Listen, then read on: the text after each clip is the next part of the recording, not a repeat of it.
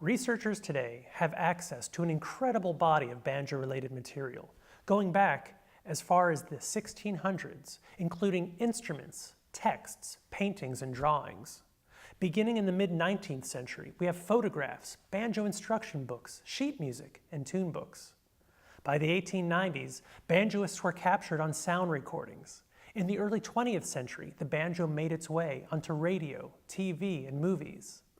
And today, as more and more historical content is being digitized and made available online, there's never been a better time to take an active interest in banjo-related studies. Like other fields of study, the further back in time we go, the fewer primary sources are available to us.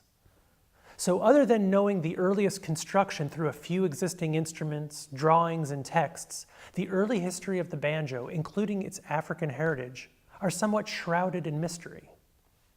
Starting in the Caribbean and North America, European observers described or depicted the banjo in runaway slave advertisements, travel journals, and personal diaries, as well as other period books, newspapers, and magazines.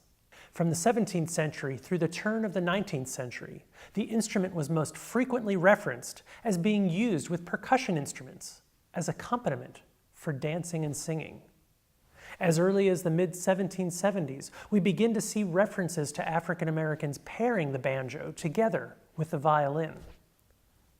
By the time of the American Civil War, the banjo had been part of American popular culture for nearly 20 years.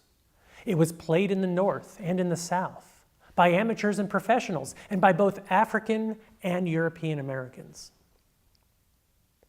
We know the banjo was popular among African Americans because it was their tradition.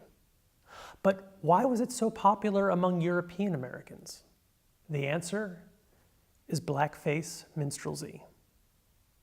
Just like America's history of slavery, racism, and inequality, Blackface minstrelsy is a complex subject to navigate, but we must be willing to look where the evidence leads us. Blackface minstrelsy was America's first major form of popular entertainment, influencing every other major form of popular music that came after it. In general, minstrelsy is widely understood to be white men donning burnt cork, trying to look black, wearing exaggerated clothing, and using misrepresentations of African American speech patterns as a masking device for entertainment, as well as commentary about politics, race, class, ethnicity, gender, and ability.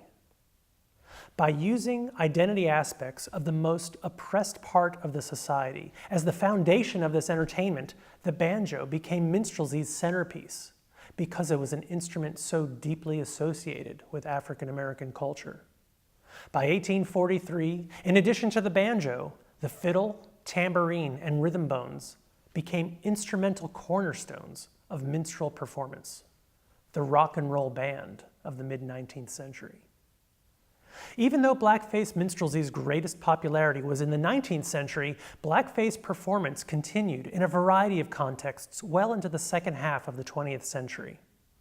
Minstrelsy helps us understand the history of racial inequality in America and informs us as we struggle with and try to solve problems of racial inequity in American society today.